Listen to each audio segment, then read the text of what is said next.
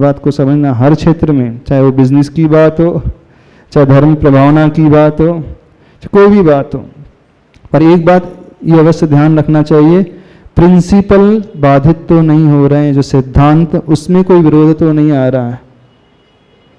जो जैन धर्म के मूलभूत सिद्धांत है अहिंसा आदि, उसको पालन करते हुए आगे बढ़ना है। फिर मोबाइल में जिनवानी हो जाएगी, नहीं होगी? बताओ आप।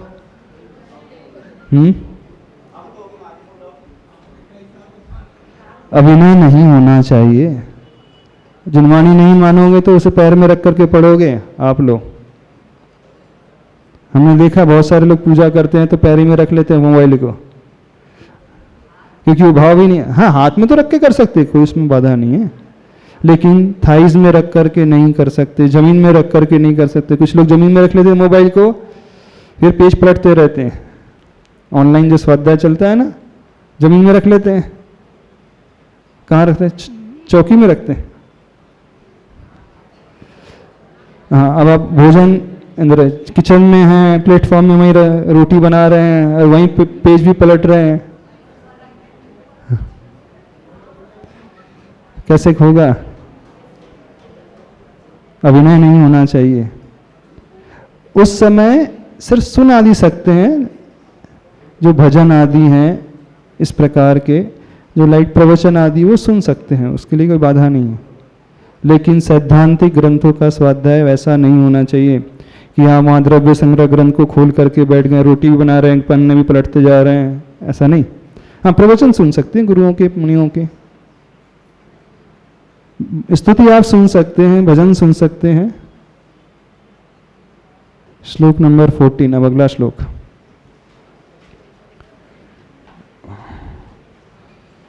बहुत अच्छा श्लोक आ रहा है। प्रभु के गुण कितने सारे होते हैं, कहाँ कहाँ तक फैले हुए होते हैं, उसका वर्णन आ रहा है। संपूर्ण मंडल शशांक कला कलाप, पढ़ो।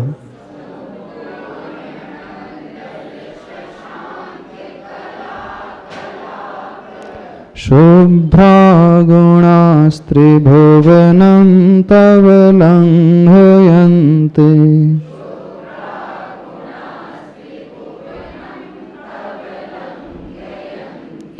ये संश्रितास्त्रिजगदीश्वरनाथमेकम्,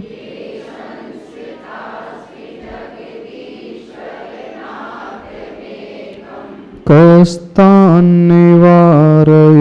संचरतो यथेष्टम्।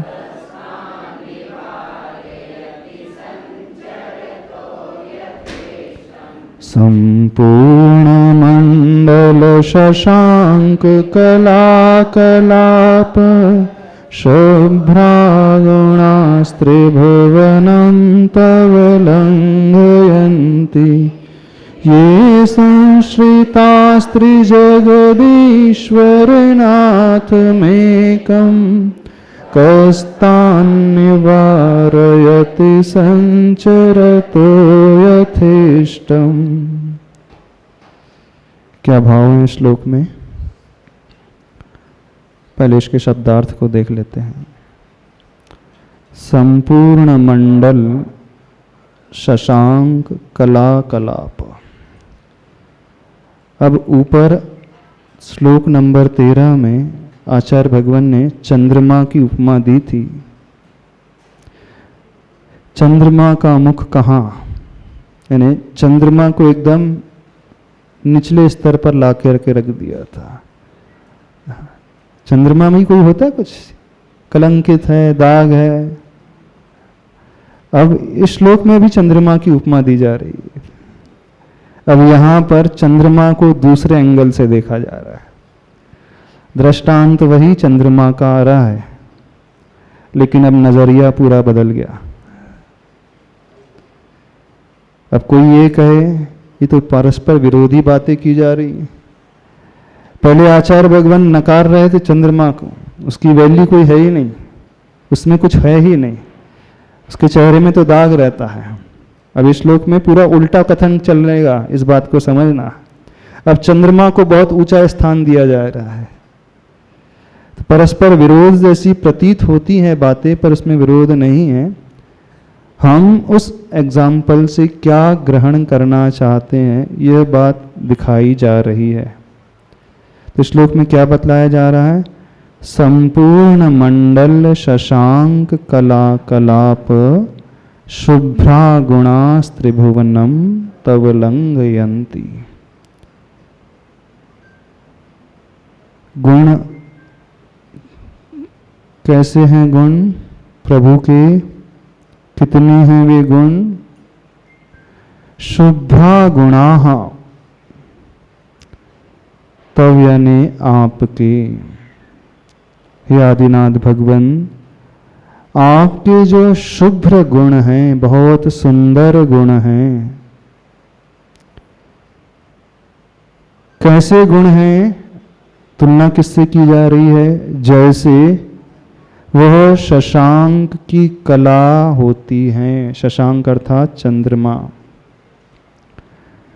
चंद्रमा में कलाएं आती है ना, शुक्ल पक्ष में चंद्रमा की कलाएं बढ़ती हैं और कृष्ण पक्ष में चंद्रमा की कलाएं घटती हैं। एकम से लेकर पूर्णिमा तक चंद्रमा पूरा बढ़ता चला जाता है और पूर्णिमा के पश्चात जो एकम आती है वहाँ से लेकर अमावस्या तक अब उसकी कलाएं घटती चली जाती है। तो जो शुक्ल पक्ष होता है वो वृद्धिंगत को लिए हुए प्रोग्रेसिव होता है। कलाएं बढ़ना मतलब उसका जो प्रकाश है, लाइट है, डेली वो बढ़ते चले जाती हैं। एकम में वो चंद्रमा कैसा एक जस्ट छोटा सा आर्क जैसा होता है। आर्क समझते हो?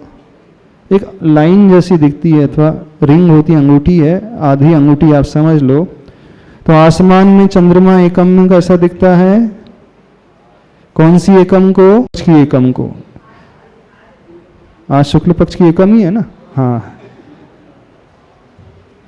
तो आज जो चंद्रमा नजर आएगा, एक रिंग की जो लकीर आउटर लेयर होती है, बस एक बहुत स्लाइटेस्ट उसकी लाइनिंग सिर्फ दिखती है, प्रकाश का थोड़ा सा हिस्सा नजर आता है। अब जैसे जैसे तिथियां बढ़ते चली जाती हैं, दूज, तीज, चतुर्थी, पंचमी, अब वह प्रकाश धीरे धीरे अब बढ़ता चला जा रहा है। तो जब पूर्णिमा आ जाती है तो चंद्रमा पूर्ण रूप से नजर आ जाता है, पूरा सर्कल जैसा नजर आता है, जो चांदनी और प्रकाश को फैलाता है। तो पूर्णिमा का चंद्रमा किसका प्रतीक है? पूर्णता का प्रतीक है, कंप्लीटनेस का प्रतीक है। उसमें अब कुछ भी शॉर्ट नहीं है, कुछ भी अधूरापन नहीं है। जितना मैक्सिमम उसके भीतर प्रकट हो सकता था, वह प्रकाश, वह चांदनी, वह उसमें अब प्रकट हो गई। अब कुछ भी बाकी नहीं रह गया। तो जो पूर्णिमा का चंद्रमा इस प्रकार का है। अब यहाँ पे क्या उदाहरण दिया? जैसे शशांक कला कलाप। कला का अर्थ है उसकी प्रतिदिन कलाएं उभर करके आ रही है, और कलाप मतलब समूह। कैसा है? संपूर्ण मंडल शशांक कला कलाप, यानी वह शशांक जो संपूर्ण हो चुका है, उसका मंडल, उसकी समस्त कलाओं का समूह जो है प्रकट हो चुका है। थोड़ा भी अंधकार उसमें शेष नहीं है। अब वो कलाएं कैसी हैं? शुभ्रा, बहुत कांतिमय, बहुत सुंदर है। तो ऐसे ही प्रभु तव गुणा, आपके गुणास, गुणास लिखा है मूल रूप में, वो गुणा है, विसर्ग है, गुणा के पश्चात विसर्ग है। चूंकि विसर्ग के पश्चात त्रिभुवन आया तो विसर्ग का स हो गया तो वो गुणास त्रिभुवनम बन गया। तो क्या कहा गया है? पूर्ण चंद्र बिंब की कलाओं के समूह के समान स्वच्छ तव गुणा, आपके गुण कैसे हैं? लंघयंती, उल्लंघन कर रहे हैं। किसका उल्लंघन कर रहे हैं? त्रिभुवन, तीन भुवन का उल्लंघन कर रहे हैं। क्या समझ में आया? तीन भुवन मतलब तीन लोक। उल्लंघन कर रहे हैं मतलब जैसे जब दूध उफन जाता है, जिस कंटेनर में, जिस पात्र में, तपेली में रहता है, तो वो उल्लंघन करके अपनी सीमा से बाहर आ जाता है, फैलने लगता है, यानी अपनी लिमिट को वो क्रॉस कर रहा है। तो उल्लंघन मतलब लिमिट क्रॉस करना। बहुत ज्यादा उसमें उफान आ गया तो वो फैल करके बाहर गिर रहा है। अब क्या तुलना की जा रही? प्रभु आपके गुण कैसे हैं? स्वच्छ गुण, तीनों ही लोक का उल्लंघन कर रहे हैं। लेकिन तीन लोक से बाहर कोई जा नहीं सकता। तीन लोक किसे कहते हैं? लोक किसे कहते हैं? जहां समस्त द्रव्य देखे जाते हैं। 6 द्रव्यों के समूह का नाम लोक है। जीव, पुद्गल, धर्म, अधर्म, आकाश और काल। तो वह लोकाकाश कहलाता है अथवा लोक कहलाता है। जैन ज्योग्राफी यदि पढ़ोगे तो उसमें पूरा सब कुछ दिया है। अब इस लोक से बाहर जो है वो अनंत आकाश है, वह अलोकाकाश कहलाता है। अब इस लोक से बाहर कुछ भी नहीं है, ना वहां पर जीव रहते हैं, ना ही वहां पर मैटर है, ना सोल है, ना मैटर है, ना धर्म द्रव्य है, ना अधर्म द्रव्य है, ना ही काल द्रव्य है। लोक के बाहर कोई जीव जा नहीं सकता। मर करके भी हम दूसरी गति में तो जा सकते हैं, लेकिन वे सारी की सारी गतियां जो हैं, स्वर्ग हो, नरक हो, मनुष्य हो अथवा तिर्यंच गति, वो सब लोक के अंदर ही है। 3 लोक का नक्शा देखा होगा ना आपने? जैसे कोई व्यक्ति पुरुष खड़ा हो, वो पैर फैला करके, कमर में हाथ रख करके, हाँ ये देखो 3 लोक का नक्शा ये लगा है। ये कहलाता है लोक। अब इसी लोक के अंदर चारों गतियां हैं। जितने भी जीव हैं, चाहे वो मनुष्य हो, देव हो, नारकी हो अथवा तिर्यंच हो, चाहे 1 इंद्रिय हो, चाहे 2 इंद्रिय हो, चाहे 3 इंद्रिय हो, चाहे 4 इंद्रिय हो, चाहे 5 इंद्रिय हो, चाहे वे सिद्ध भगवान हो, वो चंद्रमा की भांति ऊपर 14 राजू, जो लोक प्रमाण लोक नाड़ी है, उसके ऊपर अर्धचंद्राकार जो है शिला है, वो सिद्ध शिला, जिसमें वे सिद्ध परमेष्ठी रहते हैं, वो भी लोक के अंदर ही हैं। लोक से बाहर कोई जा ही नहीं सकता। सिद्ध भगवान भी नहीं जा सकते। क्यों नहीं जा सकते? उनकी शक्ति नहीं है क्या? अब जो अनंत बल के धारी हैं, इतने पावरफुल हैं, उन्हें किसने रोक लिया? किसने रोक लिया भगवान को, सिद्ध भगवान को ऊपर जाने से?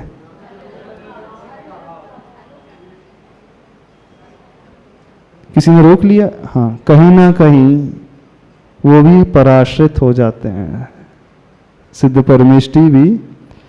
क्योंकि ऊपर मूव होने के लिए अथवा कहीं पर भी मूवमेंट होने के लिए मीडियम की आवश्यकता होती है।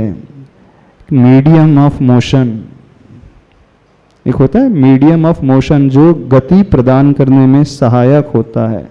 जैसे रेलवे ट्रैक होता है, रेलवे लाइन जो होती है ट्रेन के लिए चलने में सहायक होती है।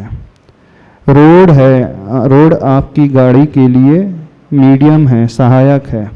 ऐसे ही जीव और पुद्गल यानी जीव और मैटर के मूवमेंट के लिए जो निमित्त होता है, सहायक होता है, उसका नाम का होता है धर्म द्रव्य।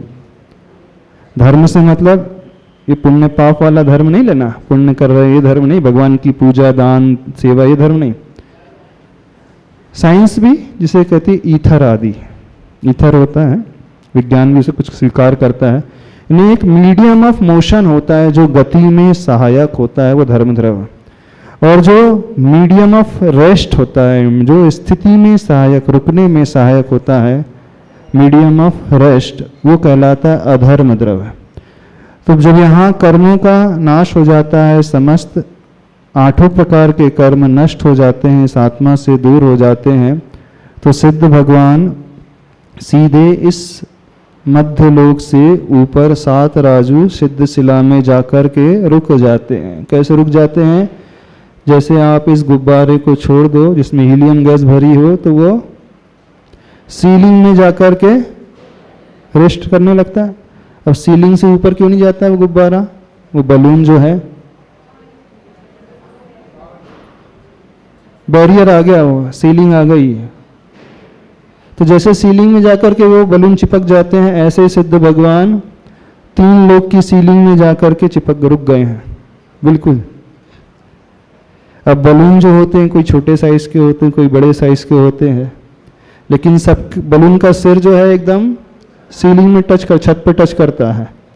चाहे वो छोटा गुब्बारा हो, चाहे वो लंबे शेप का हो, लौकी के शेप का हो, चाहे वो स्फेरिकल गोल हो, चाहे एप्पल का शेप का हो, चाहे वो ककड़ी के शेप का हो, सभी शेप के आते ना गुब्बारे, चाहे वो छोटा हो, तो सारे के सारे छत पे जाकर के चिपक जाते हैं। ऐसे ही सिद्ध भगवान ऊपर चिपक गए 3 लोक के ऊपर।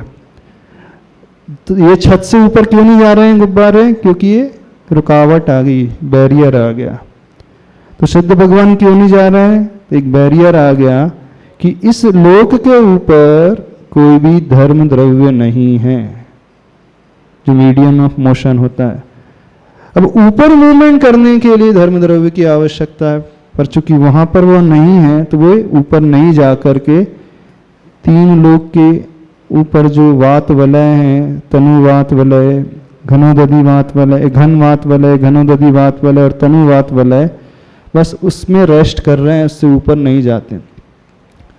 तो वहाँ 3 लोक के बाहर जो आलोक होता है, इनफाइनाइट जो आकाश है, स्पेस है, वहाँ पर कोई भी जीव नहीं और कोई मैटर भी नहीं। अब यहाँ क्या कहा जा रहा है श्लोक में? हे प्रभु, तव गुणास त्रिभुवनम लंघयन्ति, आपके गुण 3 लोक का उल्लंघन कर रहे हैं, जैसे वो दूध तपेली से उफन करके बाहर गैस में गिर रहा है।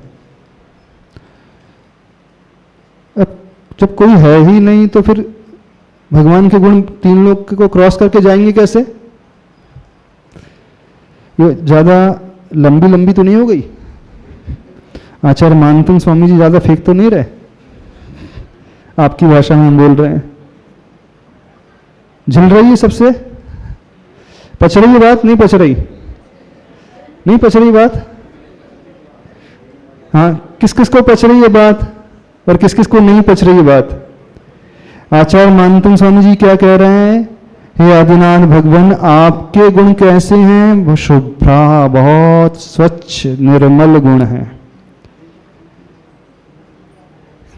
कैसे हैं? संपूर्ण मंडल शशांक कला कलाप, जैसे वह पूर्णिमा का चंद्रमा पूर्ण हो जाता है, वैसे ही वे गुण हैं। अभी हम गुण कैसे, इसकी ऊपर चर्चा नहीं कर रहे हैं।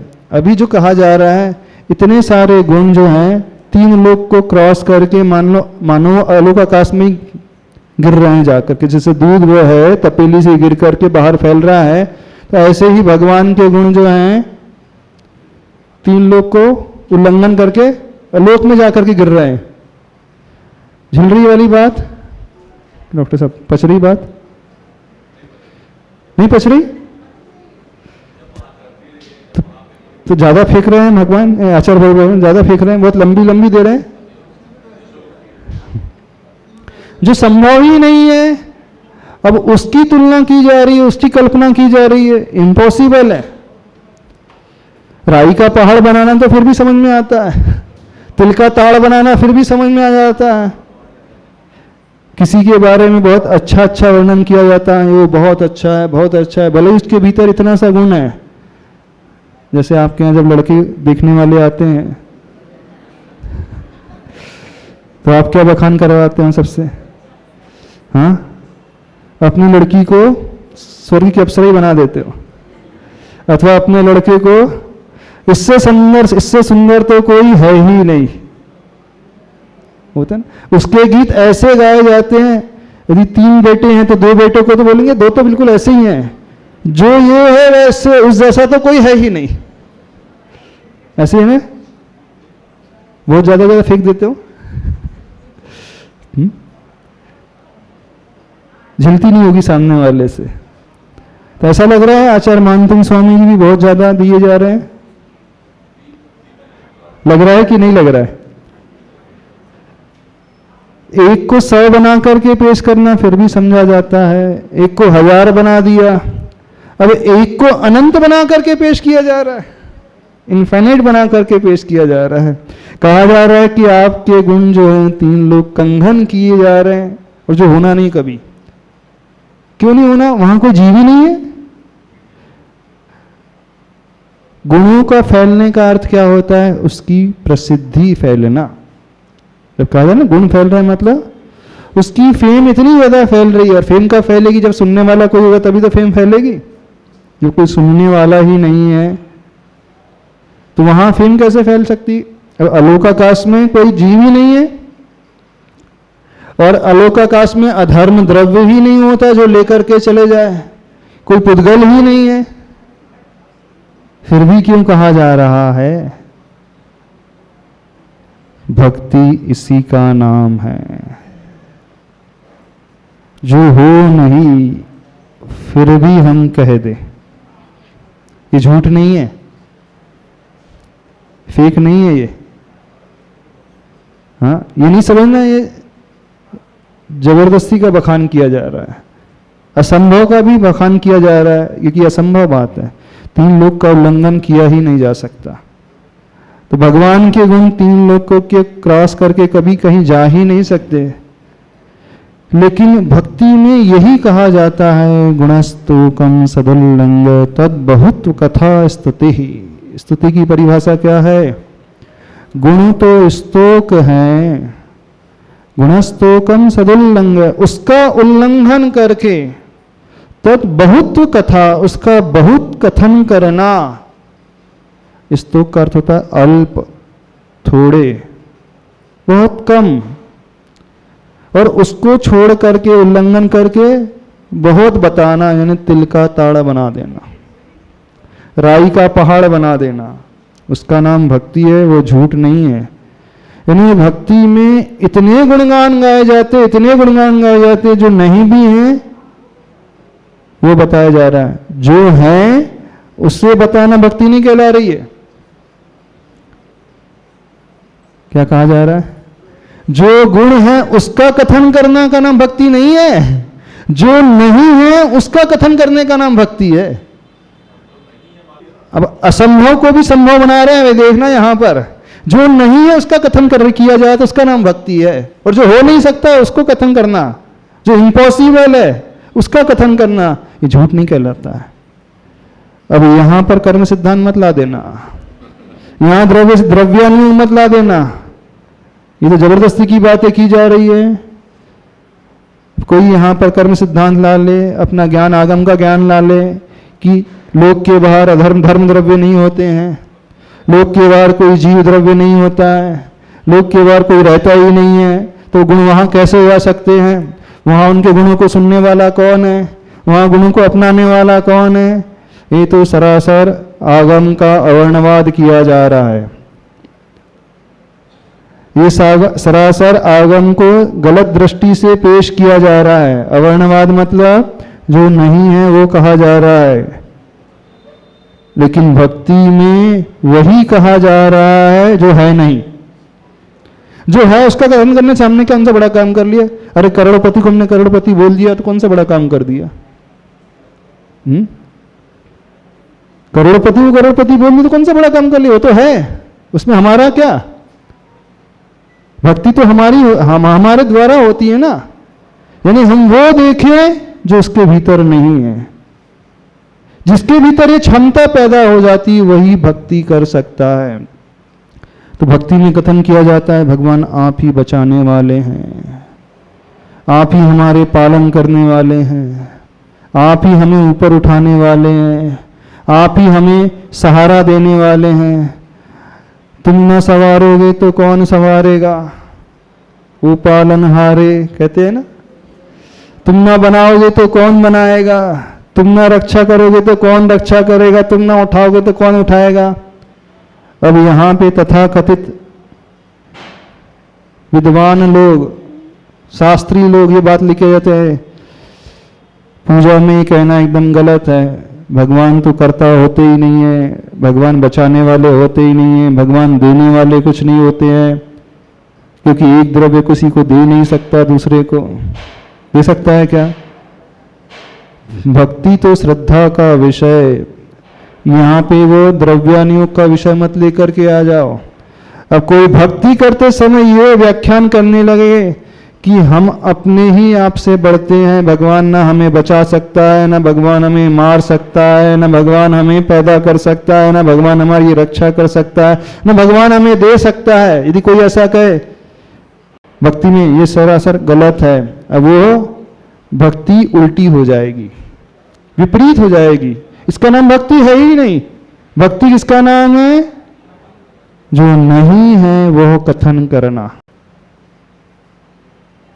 जो हो नहीं सकता उसका कथन करना। यहां तो आचार्य मानसिंह स्वामी जी ने बहुत ही अलग ही बात कर दी। बड़ा गजब का चिंतन है पूज्य वरसुधा सागर महाराज जी का इसमें, इस श्लोक में।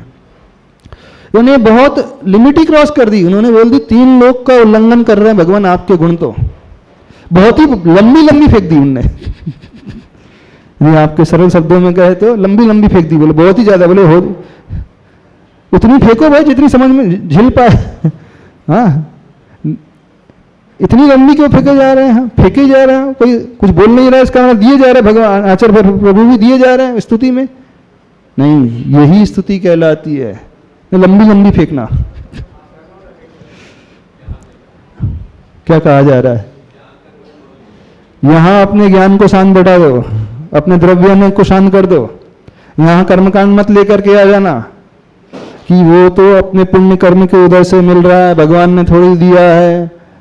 नहीं, भगवान ने ही दिया है। भक्ति में निमित्त की प्रधानता होती है, भक्ति में सामने वाले की प्रधानता होती है। वो निमित्त होगा, उसे हम समर्पण भाव से स्वीकारेंगे तभी हमें मिलेगा। यानी भक्ति में हम सामने वाले को इतना ऊपर उठा दे, इतना ऊपर उठा दे, जो नहीं है वो भी दे दे उनको क्रेडिट सारा, तब कहीं जाकर के वो पुण्य बनता है, तब कहीं जाकर के वो लाभ होता है। इस रहस्य को समझने की कोशिश करें। यहां अपना सिद्धांत कोई भी लेकर के ना आए। आचार्य भगवान बड़ी सुंदर परिभाषा लिख रहे हैं, जो गुण नहीं है अल्प को बहुत कथन करना, यानी सीधी सादी भाषा में कहें तो झूठ बोलना। सही से झूठ बोल रहे हैं, झूठ है कि नहीं, झूठ है कि नहीं। भक्ति में सत्यता नहीं रहती, भक्ति में तो झूठ रहता है। अतिशयोक्ति, अतिशयोक्ति, अब विद्वान लोग उसे अतिशयोक्ति कह देते हैं। अब हम खड़े शब्दों में कहीं झूठ बोला जा रहा है तो क्या गलत है। झूठी तो बोल रहे हैं आचार्य मानसिंह स्वामी जी, झूठ बोल रहे हैं कि नहीं। 3 लोक का उल्लंघन किए जा रहे हैं, दिए जा रहे हैं आचार्य भगवान, झूठ बोल रहे हैं कि नहीं। तो भक्ति तो सत्यता को लिए होती नहीं, झूठ को लिए होती है। नमस्ते महाराज। हाँ जी, भक्ति और अंधभक्ति में क्या फर्क है? माइक से बोलना, ऊपर ऊपर माइक। भक्ति और अंधभक्ति में क्या फर्क है? भक्ति और अंधभक्ति में क्या फर्क है? अंधभक्ति में विवेक नहीं होता है, ऊटपटांग कुछ भी सोचते रहता है, और भक्ति विवेक पूर्वक की जाती है, समझ करके की जाती है। अंधभक्ति जो है, पेड़ को ही भगवान मान करके पूजे जा रहा है, कुछ भी ऊटपटांग हरकतें, वो गधे की पूंछ को पूजे जा रहा है, वो गाय की पूंछ को ही पूजा जा रहा है, हाँ यही सब कुछ दे देगी। अंध भक्ति में यानी मूर्ता वाली हरकतें। लेकिन विवेक पूर्वक अंध भक्ति सही भक्ति हो जाएगी। विवेक पूर्वक यदि है तो अंध भक्ति भी सही भक्ति मानी जाएगी। यानी कि अंध भक्ति दो तरीके से होती है, एक समीचीन भक्ति भी अंध भक्ति हो सकती है और एक असमीचीन भक्ति भी अंध भक्ति हो सकती है। समीचीन अंध भक्ति कौन सी? धनंजय कवि भक्ति कर रहे थे, भगवान की पूजा कर रहे थे, बेटा पड़ा हुआ था, सर्प ने डस लिया था, शरीर नीला पड़ रहा था, मूर्छित होकर के गिरा था। अब वो धनंजय बेटे को नहीं देख रहे, लगे हैं भगवान की भक्ति करने में, लगे हैं। अपन होते तो क्या, तुम डॉक्टर के पास भागते हैं, भगवान थोड़ी कहीं भाग रहे हैं, भगवान तो वहीं बैठे हैं, भगवान थोड़ी कहीं जा रहे हैं, बेटा तो चला जाएगा, तो पहले डॉक्टर के पास जाओ, उसे इंजेक्शन लगाओ। लेकिन अंध भक्ति में इतनी प्रगाढ़ता आ जाती, इतनी प्रगाढ़ता आ जाती है कि वो भगवान के अलावा कुछ देखता ही नहीं, उससे कुछ नजर ही नहीं आता। सोते जागते उठते बैठते 24 घंटे बस उसी की नाम की रटना लगाया रिया रहता है, न उसे खाने की सुध, न पीने की सुध, न किसी की सुध रहती है उसे। तो अंध भक्ति समीचीन भी हो सकती है, असमीचीन भी हो सकती है। लेकिन वो असमीचीन हो जाए, यानी मूर्ता वाली हरकतों को लेकर के हो जाए, तो वो हमारे लिए हानिकारक है। लेकिन समीचीन है तो अतिशय तो तभी होते हैं। अंजन चोर है, सारी रस्सियां उसने चीखों की काट दी, अब दिमागदार होता तो बेवकूफ मर जाएगा, नीचे शस्त्र लगे हुए, तलवार लगी है। लेकिन अंध भक्ति मतलब अति विश्वास, अति विश्वास, उसके प्रति अति समर्पण की भावना, जो है बस यही है, इनके अलावा कुछ नहीं है। इदम एव ईदृशम एव न अन्यत न च अन्यथा, यही है, इस प्रकार से ही है, अन्य नहीं है, अन्य प्रकार से ही नहीं है। जो है ये भगवान ही सब कुछ करने वाले हैं, हमारे भगवान ही सब कुछ देने वाले हैं, इनके अलावा कोई हमें दे नहीं सकता। तो अंध भक्ति में वो स्थिति हो जाती है, यानी एक्सट्रीम अंध भक्ति मतलब एक्सट्रीमिटी को लेकर हुए, एकदम अति को लेकर के, जिसे कहा जाता है ना व्यक्ति पागल हो गया। अंध भक्ति है ना पागल होना। तो ये किस श्रेणी में आएगी? मानता हूँ आचार्य जी की भक्ति, ये अंध भक्ति दोनों ही श्रेणी में आ सकती, अच्छी भी हो सकती, बुरी भी हो सकती। यदि समीचीन हो रही है, सच्चे देव गुरु शास्त्र को लेकर के हो रही है, तो ये ठीक है। और चमत्कार अंध भक्ति में ही होते हैं। एक्सट्रीमता जहां जाती है, एक्सट्रीमिटी जहां जाती है, अति जहां जाती है, वहीं होते चमत्कार। और जो बहुत तोल करके, बनियागिरी लगा करके, दिमाग लगा करके, इतना ही करना चाहिए, इससे ज्यादा नहीं करना चाहिए, वहां चमत्कार कभी नहीं होते। अंध भक्ति में 110% समर्पण, भक्ति में भी समर्पण है, लेकिन वहां कैलकुलेशन चलेगा, थोड़ा बहुत हिसाब किताब चलता रहेगा। नफा नुकसान वो सोचेगा, कितना नफा हो रहा है, कितना नुकसान हो रहा है, ये करूंगा तो ये, वो करूंगा तो, उस श्रेणी में आ जाएगी। लेकिन यहाँ पर आचार्य भगवान कह रहे हैं, भक्ति वो कहलाती है जो नहीं है उसका हम कथन करें, यानी झूठ बोलने का नाम भक्ति। बिल्कुल सही बात है। अथवा दूसरे शब्दों में कहें तो अतिशयोक्ति पूर्वक वर्णन करना, तो सुधार लेते हैं, ठीक है, ये लोगों को भी पच नहीं रही बात है, ये बोले झूठ नहीं बोलो, ये ठीक मत बोलो, ऐसा नहीं है महाराज जी, इसमें सुधार कर लेते हैं। अतिशयोक्ति पूर्वक वर्णन, एग्जैगरेशन जहां बहुत ज्यादा हो जाता है, बहुत बड़ा चढ़ा करके वर्णन किया जाता है, जो नहीं भी है वो बताया जाता है। आपका बेटा उस लायक नहीं, आप जानते हैं, 1 नंबर का क्या है क्या है वो, जो लायक नहीं है, तो 1 नंबर का क्या बोलते हैं उसे, हाँ आप जानते हैं, फिर भी कैसे दुनिया के सामने रखते हो, इससे लायक तो कोई है ही नहीं, इससे लायक तो इससे बढ़कर के तो कोई है ही नहीं, बस उसका नाम भक्ति है। हाँ समय हो गया, हाँ बोलिए। गुरुदेव, ये मंगल ग्रह आदि ये भी सब लोकाकाश में आते हैं क्या? मंगल ग्रह सब लोकाकाश में ही आते हैं। हाँ सारे लोग, वो तो सारे लोकाकाश में बहुत पास ही में 800 योजन दूर है, ज्यादा दूर नहीं है। सारे ग्रह जो हैं, सूर्य, चंद्रमा, शनि, बुध, गुरु आदि त्रिलोकाकाश में। आज इतना ही रखते हैं, समय हो गया। इस श्लोक को और आगे से देख लिंक